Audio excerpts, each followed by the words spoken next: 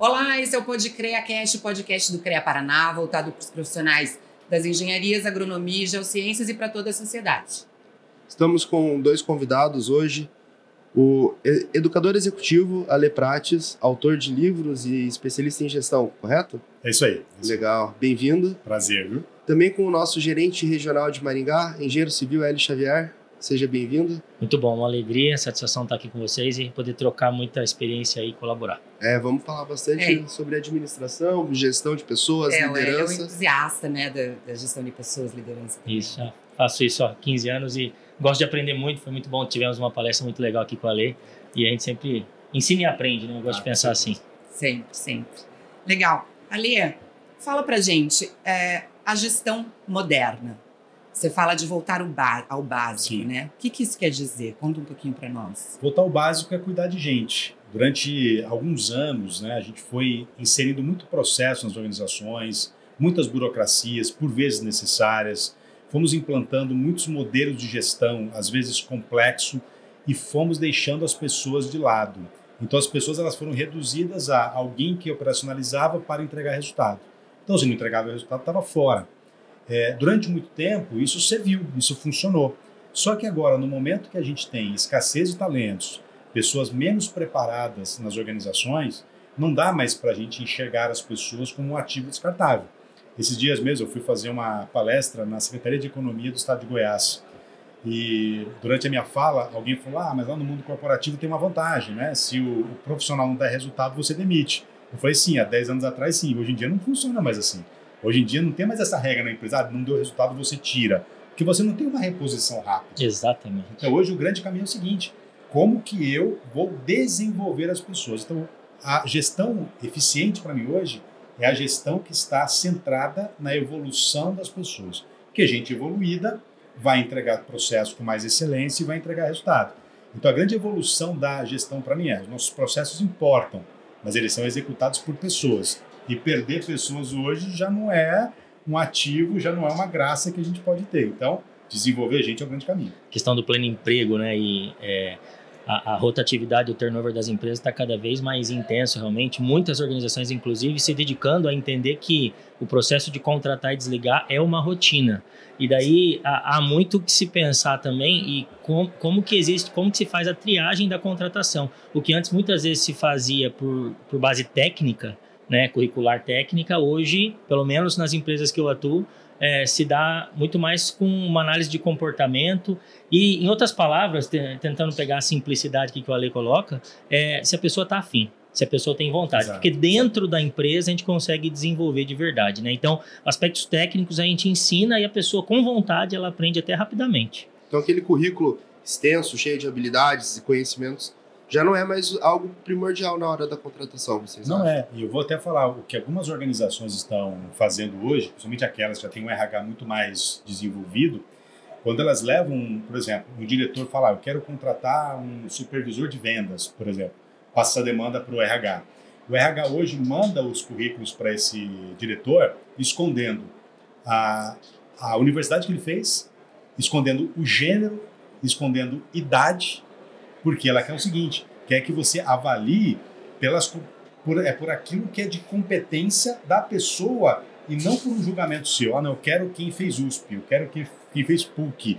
Não, então vamos tirar isso de lado, porque a hora que eu tiro esses preconceitos, eu começo a olhar para o ser humano. Aí eu começo a olhar a história, a experiência, porque antigamente era assim, eu já filtrava então não é a faculdade, não é a top 5 aqui que eu gosto, eu não quero nem ver. Mas, às vezes, essa pessoa vem, sim, de uma faculdade top 5, tem competência técnica, mas não necessariamente tem as soft skills necessárias para que ela continue naquela empresa. Então, as empresas já entenderam que hard skills, né, as minhas competências técnicas, elas têm que estar alinhadas com as minhas soft skills. E hoje, um outro ponto que a gente coloca são as emotional skills, né?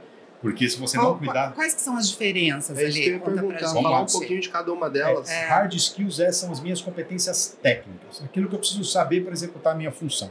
Então, o engenheiro ele tem que ter hard skills, ou seja, ele tem que ter aquilo que ele aprendeu. Saber projetar, saber fazer cálculos, saber planejar. É o necessário, o básico necessário para que eu possa executar. Então, a formação técnica daquela pessoa. Que não deixa de ser importante, né? Complementando a pergunta do Guilherme, não é descartável. Mas não é somente isso. A gente costuma dizer que a hard skills é algo que você aprende com o tempo, ou você pode, entre aspas, comprar. Eu posso comprar a faculdade, eu posso comprar o curso, eu posso comprar o treinamento.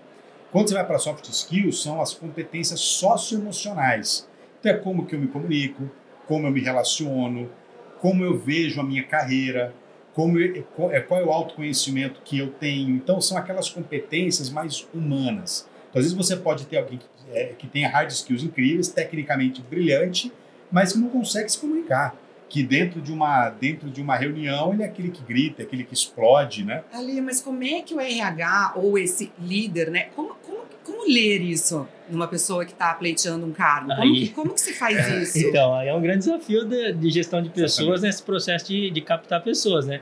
Porque até pensando nessa onda de IA, logo no começo se falou em usar IA para tentar ajudar no processo de triagem de contratação. Mas ser humano. Como que faria isso, Hélio? Não se faz diretamente isso, né? Mas se usa para ajudar. Tem muita gente usando inteligência artificial na hora de construir o currículo, na hora de fazer o descritivo da vaga. O que vocês acham disso? A técnica pega bem. O que a gente tem que entender é o seguinte. Eu posso ter feeling, então sim, eu posso conversar com aquela pessoa e aí eu posso compreender. Mas aí você tem que ter os seus soft skills também desenvolvidos, né? Mas também existem hoje ferramentas de diagnóstico que ajudam também. Então, você pode ter lá uma avaliação DISC, né, que é uma avaliação, por exemplo, comportamental, que avalia dentro dos seus aspectos aquilo que é mais forte, mais fraco. Porque entende o seguinte, relacionamento, não é todo mundo que precisa. Às vezes eu posso ter uma área que é extremamente técnica, que a pessoa está ali, sei lá, programando o dia inteiro. Cara, relacionamento é importante, mas não é o que eu mais preciso dele. Agora, e aí eu posso... Para determinada função. Determinada função. Agora, sei lá, se eu tenho alguém que é um programador, mas também vai se relacionar com o meu cliente direto, eu tenho que ter esse relacionamento alto. Então, existem alguns diagnósticos hoje, algumas ferramentas que já me trazem um indicativo. Mas não tem jeito. As soft skills, elas se apresentam no cotidiano. Uma dúvida. E por isso, só complementando, eu gosto de pensar nas minhas empresas, inclusive, que o processo o contrato de experiência tem um grau de relevância fundamental. Porque eu gosto de pensar assim, Lê, que a contratação se conclui no contrato de experiência. Em 30 ou 45, quando você fatia os 90 dias ali em 2 períodos, que pode se dar no primeiro período ou no período completo de experiência. Daí sim eu tenho, não absoluta certeza, mas uma melhor certeza do que no processo de entrevista e triagem de pessoas. Uma dúvida que eu já ouvi algumas pessoas falarem: desenvolvi a pessoa, desenvolvi o funcionário, o colaborador, e ele sai da minha empresa. O que a gente faz para reter essa pessoa que você investiu tanto tempo, investiu tanto dinheiro, às vezes, para que ele não troque a empresa? Bom, primeiro é assim, acho que a gente tem que dividir isso aí em 2 pontos, tá? Primeiro por que ele deixou a empresa? Eu não acho que ele deixou a empresa porque ele foi capacitado. Ponto, isso é uma balela. Aí eu treinei e aí a pessoa saiu. Não, ela não saiu porque ela foi capacitada. Ela saiu talvez porque o ambiente é ruim, a liderança é ruim, o clima não é legal. E aí ela foi para uma outra empresa ganhando R$50 a mais, que eu uso muita reclamação. Ela saiu para ganhar 50, não é os R$50. É porque o teu ambiente é ruim, ela troca por alguma coisa na esperança que lá ela vai ganhar um pouquinho a mais, ela vai ter um ambiente um pouco melhor. Então eu não acho que as pessoas saem por conta da capacitação. Saem porque o ambiente é ruim. Aí entra a tua própria pergunta. Como é que eu retenho? E aí a gente precisa falar sobre retenção. Retenção é um termo que eu particularmente não gosto. O que para mim significa reter? Significa criar artifícios para que alguém que não queira ficar fique. Então isso para mim é um processo que eu acho que a gente precisa. Às vezes é necessário, principalmente em funções mais operacionais, você vai ter que reter mesmo. Você vai ter que ter um bom benefício, um plano de saúde ali, você vai ter que ter um salário legal, a premiação. É mais racional, pelo que parece. Né? A retenção é racional. Agora vamos dividir retenção e engajamento. O engajamento é mais emocional. Quais são os fatores que me fazem querer ficar aqui? A capacitação me faz querer ficar. Porque eu sinto que eu estou aprendendo. Um líder que cuida de mim, um líder que me orienta, que me dá bons feedbacks, que está perto de mim. Porque às vezes acontece isso. Contrato aquela pessoa e largo ela lá. E falo para o meu colaborador um pouco mais preparado. Treina ele para mim.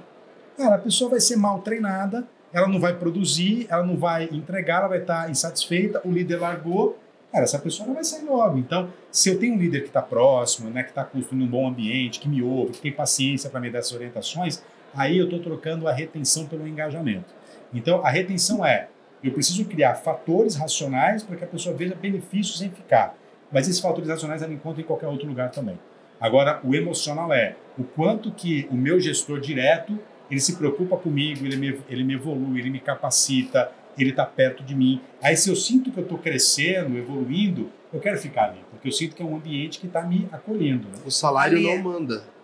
Não necessariamente. Nessa hora não, com certeza não. E daí, esse engajamento, eu vejo que ele se dá muito também num encontro de valores e cultura, né, dos indivíduos dentro da empresa e do que a empresa propõe, mas não de uma maneira maquiada, mas de uma forma de verdade, né? O quanto os diretores, os donos, os gestores, a empresa se propõe em ser aquela cultura que ela é verdadeiramente. E daí, se deu match, atende às necessidades básicas e deu match, pronto, a pessoa não vai simplesmente estar retida ali, mas ela está engajada em permanecer ali, né? Falando nisso, ó, liderança, Sim. né? Como formar esses líderes que conseguem promover esse engajamento por parte dos seus colaboradores? Muito bom. Eu acho que existem dois caminhos aí.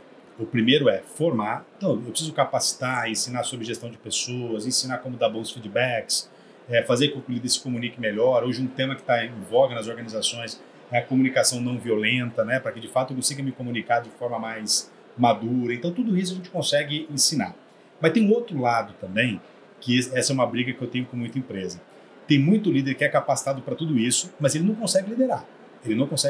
Por quê? Porque ele tem um time absolutamente enxuto, ele tem que ir para a operação também, então não é aquele líder que ele consegue, não, eu estou aqui olhando, não, ele tem que ir para a operação também, ele só é cobrado por resultado, então logo esse líder, ele vai focar, ele vai colocar energia naquilo que ele é cobrado. Então ele não é cobrado por fazer gestão de pessoas, ele é cobrado por entregar resultado. Então ele vai trabalhar 12, 14 horas por dia, vai para a operação junto com o time e entrega resultado. Em pé está tudo funcionando, só que ele está adoecendo o time, ele está perdendo pessoas. Aí só vão cobrar esse líder quando o turnover estiver alto. Só que é tarde demais. Aí ele vai ter que criar estratégia de retenção porque ele não... O que é turnover? Turnover é perda de talentos. É quando você começa a ter gente indo embora da tua empresa. Mas daí a conta não fecha, né, Alê? Porque como que você entrega resultados, tem uma equipe... Você vai entregar ali por um tempo, mas depois... Então, né? Mas essa é a visão de curto prazo que a gente tenta minar nas empresas. E eu costumo fazer uma certa brincadeira em várias empresas. Faz o seguinte, ó, pega um líder que nesse mês, por exemplo, ele não bateu a meta. Mas a equipe dele está super bem, desempenhando bem, o pessoal feliz, está tudo muito saudável. Cara, ninguém elogia o líder por causa disso. Uhum. Agora, pega um mês que o líder bateu a meta. A equipe está doente, tem gente afastado por burnout, porque está... Mas ele é elogiado. A meta bateu, parabéns e tudo mais. Então, enquanto a gente não inverter essa ordem, é o seguinte, cara, vamos cuidar de gente, porque as pessoas vão entregar resultado a médio e longo prazo, é sustentável. Então, esse líder, muitas vezes, ele não tem espaço para liderar. Então, a minha grande briga nas empresas é, vamos permitir que a liderança lidere. Dá um espaço para que o líder também acolha o time, compreenda, às vezes, quando você não bateu meta, porque é normal, porque a minha meta, às vezes, o meu número pode ser impactado por uma variável que eu nem controlo. Sei lá, um shopping que teve pouco movimento, ou a minha empresa que um cliente saiu, um concorrente ganhou, não está tudo certo. Agora, se eu pulo com severidade o não alcance da minha meta, o que eu estou gerando nessa pessoa? Angústia, ansiedade, e aí é que a gente entra na famosa insegurança psicológica, que a pessoa está todo dia trabalhando com medo de perder o emprego. Essa pessoa não vai ter alto desempenho, porque você está tirando dela a segurança necessária para que ela consiga fazer o melhor. Agora, se eu estou numa empresa onde eu entendo o seguinte, eu não bati meta esse mês, cara, beleza, eu sei que eu não bati meta, mas eu vou ter um líder que vai vir do meu lado, que vai me dar um apoio, que vai me ajudar a desempenhar melhor. Eu volto para o mês seguinte com segurança. Eu sei que estão me apoiando. É óbvio que se passar 6 meses eu estou entregando resultado, tem alguma coisa errada comigo ali. Mas se eu tenho um líder perto, isso não vai acontecer. Isso tem a ver com a gente não separar as pessoas profissional e pessoal. Eu sei que o Hélio fala bastante sobre como conciliar, né, Hélio? É difícil, né? É difícil, a carreira com a família, como eu acredito, e eu falo muito sobre viver uma vida integral, né? Eu sou pai, eu sou esposo, eu sou gerente, eu sou dono de negócio. Eu não consigo agora aqui dentro de um podcast do CREA, deixar de ser pai, deixar de ser esposo. Então, tem as preocupações inerentes a uma vida que se vive integralmente. Então, na linha do que o Ale estava comentando, eu penso que é preciso respeitar essa condição e não tratar, por exemplo, exclusivamente como um número ou como um resultado. Então, é bem na linha de desenvolver e perceber a evolução das pessoas, né? Então, não encontrou um resultado de uma meta, mas espera aí, teve um comportamento de evolução, teve um comportamento de esforço, está alinhado com as diretrizes da empresa, e daí tem uma outra coisa muito interessante, né? Às vezes, a camada societária do negócio está focada lá na lucratividade, mas pede para o gerente, para a camada de liderança dele, tratar com gestão de pessoas, tratar agradando as pessoas e tal. Há uma disparidade cultural ali. Então, é preciso exercer gestão com verdade. Então, qual a verdade que você emprega no seu negócio, que é de cabo a rabo, top-down mesmo e down-top? Que as pessoas percebam no dia a dia, no momento presente, essa verdade acontecendo. Então, se lê, se ouve, se fala, se emprega aquele negócio de quadro de parede, mas não é uma verdade colocada. Né? Missão, visão e valores é para ser levado a sério. Exatamente. E aí tem um dado também que, assim, eu falei para vocês um pouquinho sobre a hard skills, né? Competência técnica, soft skills, as competências humanas, né? Do processo. E tem hoje o que a gente chama de emotional skills, que é o seguinte, a empresa se preocupando com a saúde emocional daquele colaborador. Às vezes um colaborador ele é tecnicamente brilhante, ele é engajado, ele é competente, ele se relaciona bem, mas está com problema em casa. Cara, ele não vai funcionar, não adianta, porque ele vai para casa, mas eu vou separar. Desculpa, ele está com o filho doente, ele está com uma dívida pesada, ele está com a esposa mal, Então, o líder hoje tem que se preocupar um pouco com isso também, que é falar o quanto que eu estou ajudando esse meu colaborador a ter uma saúde emocional melhor. Então, tem muita empresa hoje que já tem investido, por exemplo, em cursos sobre saúde financeira. Porque ela sabe que a pessoa que está com uma saúde financeira ruim, endividada, ela vai trabalhar pior. Porque ela vai perder o carro, ou vai ser presa porque não paga pensão. Essa pessoa não vai desempenhar. Tem outras empresas que já estão cuidando do seguinte, eu preciso ensinar para as pessoas sobre saúde física. A pessoa tem que cuidar do corpo, porque se ela não cuidar do corpo, ela vai adoecer. Então, a empresa hoje ela começa a ter um papel também social de cuidar das pessoas além dos muros da empresa, porque é um motivo muito simples. Porque se eu cuidar lá fora, eu vou ter mais lucro dentro. Não é só uma questão social, também é corporativa. E daí entra muito o que a própria lei estabelece sobre a responsabilidade social do empregador. Na própria CLT se diz isso, né? Então, é preciso assumir, o empreendedor, o empresário assumir, o dono de negócio assumir essa responsabilidade social perante todo o grupo de pessoas que estão ali no guarda-chuva de trabalho daquela empresa. Você falou agora de dono do negócio e a gente está falando de líder. Sim. O dono do negócio precisa também ser um líder? Total. Ou ele pode capacitar os líderes e só tocar financeiramente? Rapaz, isso é muito doido, assim, né? Eu já conheci, em algumas consultorias minhas, em alguns processos, donos de negócios que são absurdamente empreendedores, visionários, mas são péssimos de relacionamento. Não adianta, porque o cara ele é preto no branco, ele é muito cético, e aí muitas vezes o nosso próprio conselho sai da gestão, vai para o conselho, fica lá. Vira um investidor, né? Vira um investidor, só põe dinheiro no negócio e deixa rodar. E aí contrata um CEO, um gestor e bota no negócio, porque às vezes esse cara, ele é um cara, não adianta, ele não vai se desenvolver para isso. Agora, quando o dono do negócio também é um cara de gente, a empresa tem uma tendência a crescer exponencialmente. Porque ele se torna um pouco também uma fonte de inspiração. Então as pessoas seguem, elas querem ficar perto. Eu já trabalhei com líderes que eram inspiracionais. Assim, eles cobravam também, eram duros, mas eles eram inspiracionais. Então você queria estar perto. E esse gestor, às vezes, quando ele é o dono e ele é inspiracional, ele é uma grande fonte de engajamento. As pessoas querem ficar perto, porque elas se relacionam, aprendem. Então a grande questão se o cara é muito difícil, ele não vai aprender, tira do negócio, bota no conselho, bota um CEO ali que vai... Aí você briga com o CEO, deixa o CEO filtra e leva para o time. Mas se ele for também um grande líder, cara, o negócio tem uma tendência a crescer muito mais legal, sabe? Ali, você falou de time, vamos puxar um gancho que eu queria que você falasse um pouquinho sobre... Você já capacitou, treinou vários esportistas, né? Sim. Queria que você contasse um pouquinho disso e como que a gente aplica isso na nossa vida corporativa, como que faz? Olha, eu já tive a oportunidade, assim, eu fiz capacitações de maneira muito específicas, porque eram atletas que estavam indo para o mundo da comunicação, fazer palestras e tal, e aí me procuraram para que eu pudesse mentorá-los, né? Então, Então eu já fiz isso com o Denilson, pentacampeão, Muricy Ramalho, Falcão do futsal, Júnior Cigano do UFC, Vina Dias do vôlei, foi mais de 20 atletas, assim. Se eu pudesse encontrar alguma coisa em comum neles, assim, né? Para mim eles são disciplinados, todos. O esporte traz isso e é obrigatório. Aqueles que realmente decolam têm uma disciplina muito forte. Eles têm um senso de competição muito interessante, então querem ganhar, eles querem vencer, então tem isso, acho que o esporte puxa isso. Mas tem uma outra coisa que eu fui aprender com eles que eu não sabia, que é muito da coragem, assim. E quem me ensinou muito isso, por exemplo, foi o Falcão do futsal. Um dia eu perguntei para Gênio, né, da bola, tá? Perguntei, Falcão, cara, de onde vem essa tua genialidade, né, cara? Habilidade, talento, né? De onde vem? Ele falou, tem um pouco dos dois. Ele falou, mas é muito mais coragem. Eu falei, como assim coragem, Falcão? Ele falou, vou dar um exemplo. Copa do Mundo, Brasil e Argentina 2-2. Cara, transmitido pela Globo, milhões de pessoas assistindo e tal. A bola sobra para mim, final do jogo.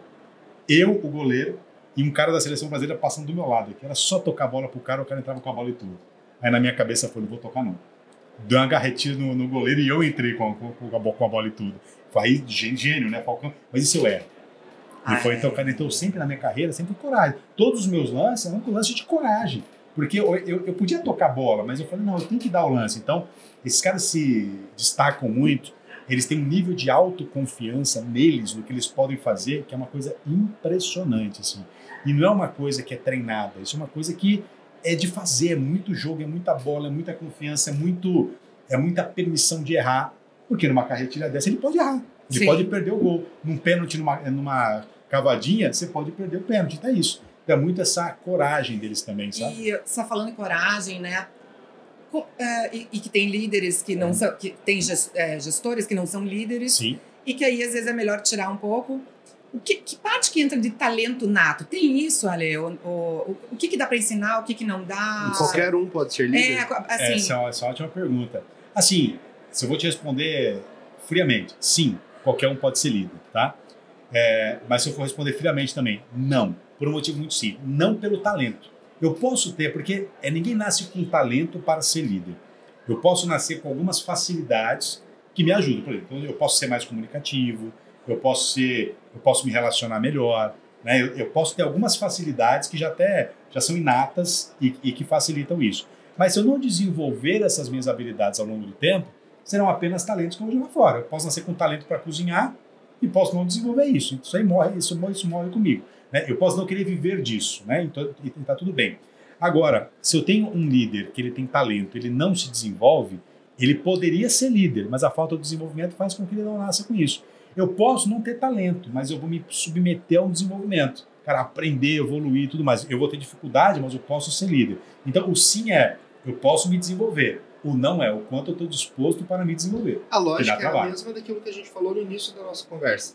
Que você retém o talento, você pega o talento, desenvolve ele e trabalha com ele da melhor forma. O líder é a mesma coisa. Você desenvolve a liderança e se o time não funciona? Fala pra ele, depois eu falo. Bem, na verdade, eu gosto da autorresponsabilidade.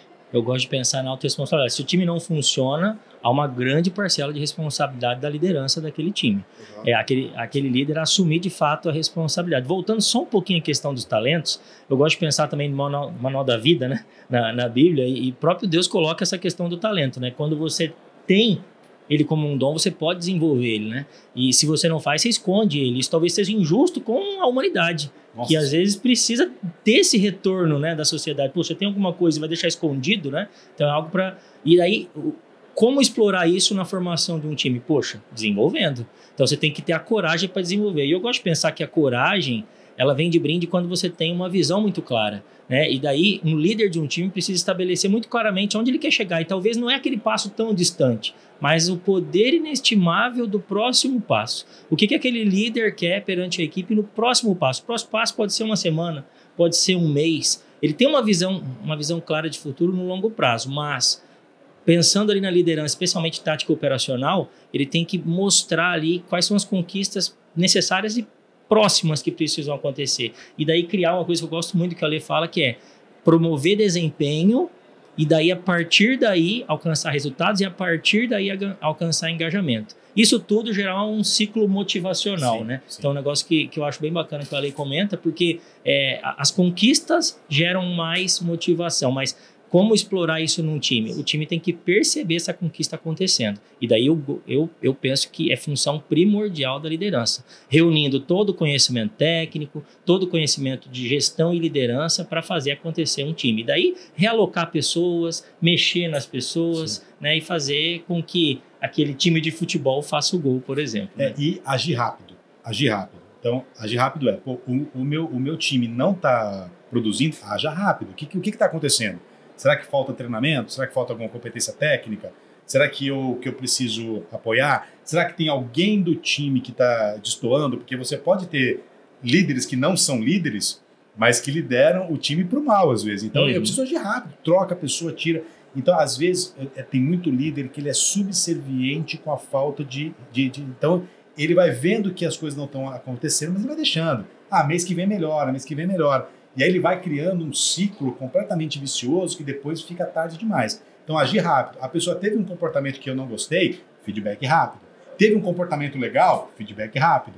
Porque todas as vezes que eu faço isso, eu estou agindo rápido e eu estou mantendo a roda, eu estou fazendo a roda do meu time girar. Time é um negócio, essa história de que time está ganhando não se mexe, é uma bobagem, se mexe sim. Eu tenho que desafiar, eu tenho que provocar, eu tenho que trazer coisa nova. E mexa com velocidade, né? Eu tenho que rever processo. O movimento vai gerar acertos e erros. E no final das contas, dependendo da mentalidade, os erros e acertos são todos aprendizados.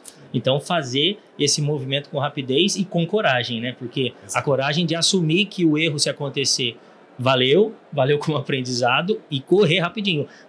Muitos falam, né, que a grande questão não está em quantas vezes você cai, mas o quão rápido você é em se reerguer. Né? Então, a resiliência para se reerguer rapidamente. Legal, gente. A gente tem que finalizar, infelizmente.